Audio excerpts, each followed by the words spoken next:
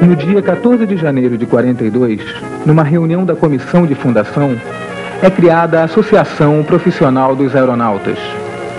A Assembleia de Fundação se realiza em 26 de janeiro, com a presença de 36 profissionais de voo, quando é eleita e empossada a primeira diretoria. São esses associados o alicerce da categoria organizada, de onde brotará o Sindicato Nacional dos Aeronautas.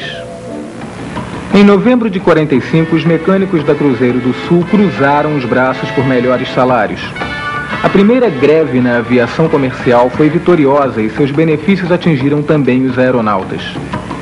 Esta greve, que se antecipou às mudanças da conjuntura política do país, demonstra que alguns setores dos trabalhadores na aviação comercial eram mais conscientes politicamente que outros, e por isso mais combativos. Dutra assina em março de 46 o Decreto-Lei 9.070, que proíbe as greves de trabalhadores em atividades essenciais, como são os empregados em serviços de transporte. Antecipa-se assim o Marechal-Presidente a Carta Constitucional promulgada em setembro de 46, que assegurava o direito de greve. Em dezembro de 1946, a Carta Sindical é entregue aos aeronautas. Estava criado oficialmente o Sindicato dos Aeronautas do Rio de Janeiro. No mesmo mês, reúne-se a categoria em Assembleia de Fundação, onde comparecem 140 associados que elegem Cerqueira Leite para ocupar a presidência. Para surpresa minha, surgiram duas chapas para a primeira eleição. A chapa da Aerovias Brasil e a chapa da Paner do Brasil. Nas duas chapas, para surpresa minha, eu era candidato a presidente. Nós partimos para uma aviação comercial em que a segurança do voo estava muito precária. Nós tínhamos que lutar muito por isso e fazer com que as autoridades entendessem o nosso ponto de vista. As atividades sindicais, determinadas pela Carta Constitucional de 37, mantinham os sindicatos atrelados ao Estado. O artigo 140 determinava que a economia nacional deveria ser organizada em corporações. Quer dizer, os sindicatos dos profissionais só eram legais se reconhecidos pelo Estado, e sua finalidade era travar com os sindicatos de empresa um diálogo técnico-trabalhista sob a supervisão do Estado corporativo, forte e autoritário. A função do sindicato, de todos os sindicatos na época, era determinado por esse estatuto padrão, que era de operar como um órgão de apoio ao governo, apoio técnico e operacional. Eu conduzi de acordo com o texto básico. O Sindicato Nacional dos Aeronautas será órgão técnico e cooperativo do governo.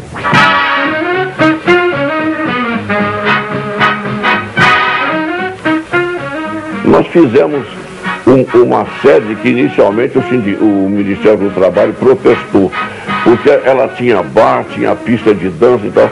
Então eu fui chamado por um diretor do Ministério do Trabalho, assim: vocês fizeram uma boate em vez de fazer sede? Eu disse: olha, quem conhece a classe sou eu. E se a gente pedir para os tripulantes, os comissários, os radiotelegrafistas, os mecânicos de voo, os pilotos, para virem para uma reunião, se for num ambiente de boate, ele vem. Agora, chamar para uma sede que só tenha escritório, mesas e cadeiras, mas em necessidade de Assembleia Geral, como é que todos fazem? Bem, nós alugamos a ABI. Fomos, então, preparando realmente a greve, inclusive procurando nos unir com os aeroviários, né, que ainda não havia dessa determinação. Os aeroviários também estavam com reivindicação também salarial. Não é? Nos unimos e, a partir de determinado momento, passamos a fazer, inclusive, assembleias conjuntas. rádio, jornais dando muita cobertura já. Então, tá o pessoal pressionando, aí eu fiz a proposta de greve e foi aquela aclamação aí com uma assembleia imensa, para a época e para a classe, foi uma assembleia, eu acho que tinha bem 2.000 pessoas.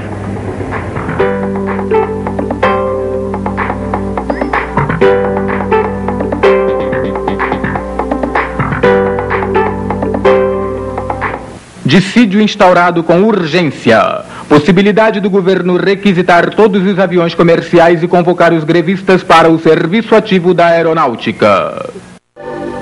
Quando morre o Getúlio Vargas e assume o Café Filho, põe no Ministério do Trabalho o coronel o Guimarães, o Alencastro Guimarães, ministro do Trabalho, ministro da Aeronáutica Eduardo Gomes, todos de direita. Os elementos patronais no seio dos aeronautas viu oportunidade de criar um sindicato de elite, o Sindicato dos Comandantes.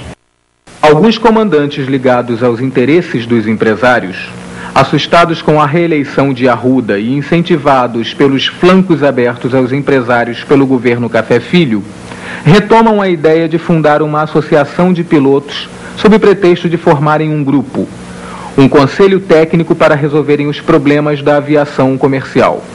Os comandantes Escobar, da Paner, e Assis, da Cruzeiro do Sul, utilizam então as 200 assinaturas que recolheram para a fundação da associação e, na primeira assembleia da diretoria reeleita, tentam convencer os pilotos a votarem pela criação de um novo sindicato, somente deles. São, porém, derrotados.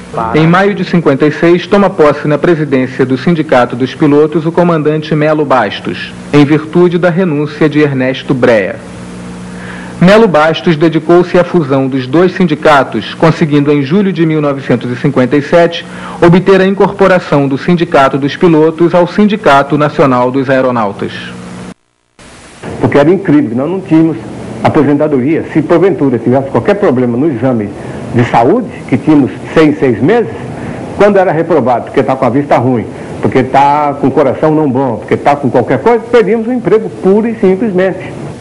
A aposentadoria especial foi uma luta vitoriosa, principalmente a partir da posse de Ernesto Fonseca na presidência do sindicato. Sancionada em dezembro de 1958, garantia entre seus itens principais o limite de idade reduzido de 65 para 45 anos e de 35 para 25 anos de serviços prestados. E essa aviação, que o objetivo único era ganhar o dinheiro, e gente sem infraestrutura nenhuma de manutenção, o aspecto da segurança de voo foi lá para baixo. Arbitrariedade nas autorizações de novas empresas, aeroportos com pistas curtas, aviões obsoletos, excesso de horas de voo, precariedade na manutenção. Tudo isso obrigou a categoria dos aeronautas a atentarem para os riscos de vida que a profissão trazia. Para o sindicato, estaria se iniciando mais uma batalha. O aparecimento dessas lideranças está muito ligado à fase que o Brasil vivia naquele instante.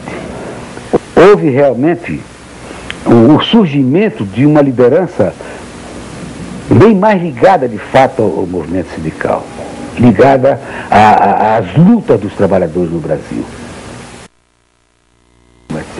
Todos os líderes daquela época e corremos o Brasil inteiro pregando a Aerobras e aproveitávamos a oportunidade de pegarmos a reforma agrária, porque já naquela oportunidade nós estávamos lutando pelas reformas de base. Nessa altura, o presidente da República era o Sr. João Goulart e o primeiro-ministro, primeiro foi o Sr. Tancredo Neves. Depois houve, nas questões de luta do parlamento, a renúncia do Tancredo Neves e o parlamento quis indicar um elemento ligado à burguesia mais retrógrada de São Paulo, que era o Sr. Auro Moura Andrade, que era o presidente do Senado. Então o movimento sindical se opôs a essa a vinda do Sr. Auro Moura Andrade como primeiro-ministro. E aí se fez a primeira greve, de 5 de julho. Foi uma greve geral, de uma importância muito grande, que foi talvez a primeira greve política no Brasil. Com essa demonstração de força do movimento sindical de apoio a João Goulart e contra os conservadores, puderam as lideranças sindicais avançar com as propostas discutidas internamente, como a criação de uma confederação que centralizasse as lutas de todos os trabalhadores e que fosse reconhecido dentro da estrutura legal do Estado, onde atuariam as lideranças combativas que formavam o Comando Geral de Greves, o CGG. Primeiro nós criamos o Pacto de Unidade e Ação, que era feito foi intermédio de todo o pessoal de transporte, só o pessoal de transporte. Depois que criamos a CGT. Fortalecido com o retorno ao presidencialismo, Jango recua nos compromissos assumidos com a classe trabalhadora. No mês de abril de 1963, o CGT inicia então uma série de mobilizações, preparando para uma greve geral pela imediata realização das reformas de base. A chapa de chamada de oposição, a nossa diretoria, em 63, foi a derrota mais fragorosa que talvez tenha havido no movimento sindical. Nós ganhamos de Manaus a Porto Alegre em todas as urnas.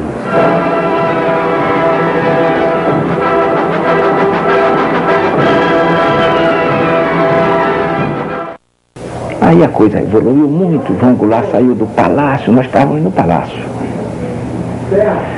E já general saiu sem boné, e Jango já saiu para Brasília dizendo que a negociação era política, e os milicos tomaram conta, tanque na rua, nós já saímos por ali escabriados, pegamos um carro da Estiva e sabíamos que o Morena estava fazendo comício em Cascadura. E fomos lá para dizer ao Morena que o golpe tinha sido dado e era um golpe militar, armado, com tanques, e que nós não íamos decretar a greve para ser massacrados. Ele me abraçou e eu perguntei, Jango, o que é que eu vou dizer para os trabalhadores? Cadê as armas? Ele disse, Otton, tenha coragem. O recuo é vitória. Nós voltaremos e vamos ganhar o poder. Palavra do Jango. O que eu não quero é o sangue dos trabalhadores derramado em vão. Eu acho que mais do que a história do passado, que é experiência, né? Mas também ela não gosta.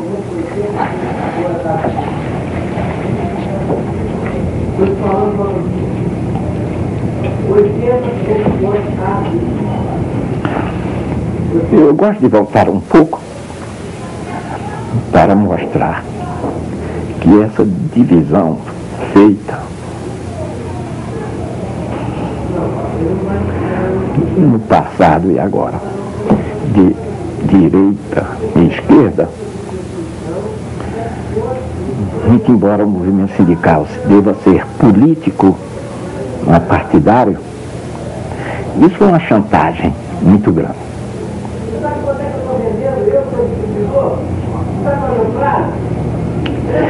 Enquanto todos nós perdemos as nossas funções, que abriram as nossas gavetas, esperando encontrar o Capital de Marx, o manifesto do Partido Comunista,